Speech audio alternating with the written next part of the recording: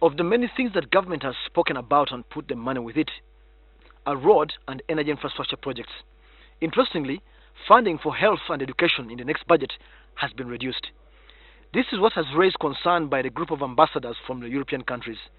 They warn government about the future impact to the population if social investment was to be sacrificed, even now, for infrastructure. This concern is, for instance, also reflected in the quarterly economic bulletin done by PricewaterhouseCoopers on Uganda's economy.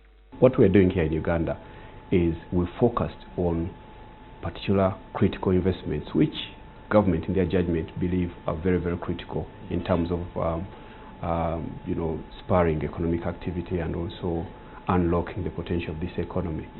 But unfortunately, in my very humble opinion, I think now that is now coming to a stage where it is being done at the expense of very critical social services, whether it is health, education, water and sanitation.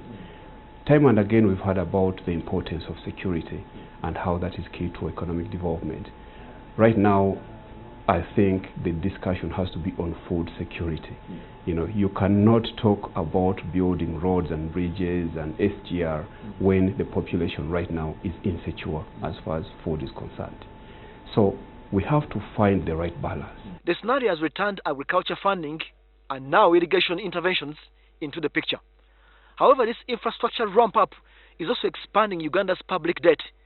And for the politicians and technocrats, there is nothing to worry as long as this debt has not hit the policy threshold of 50% of GDP. But now, if your domestic revenue is such a small fraction of the total debt stock, then you need to worry, because you cannot say that I'll pay off this debt by again borrowing from somebody else. So the only way to pay back debt is to generate income locally, and that income is from domestic revenue. Uganda's debt is almost 2.5 times bigger than the revenue collected, and the debt repayment is now the third largest budget item in the next budget at 12% of proposed expenditure.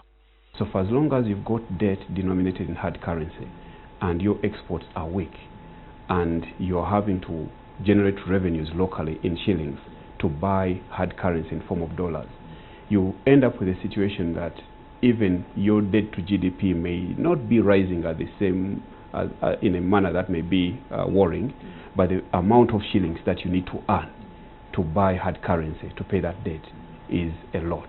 The pressure to get oil out of the ground is on for the next 3 years, but the pressure to balance the development effort is also building to make sure neglecting one side does not affect the other.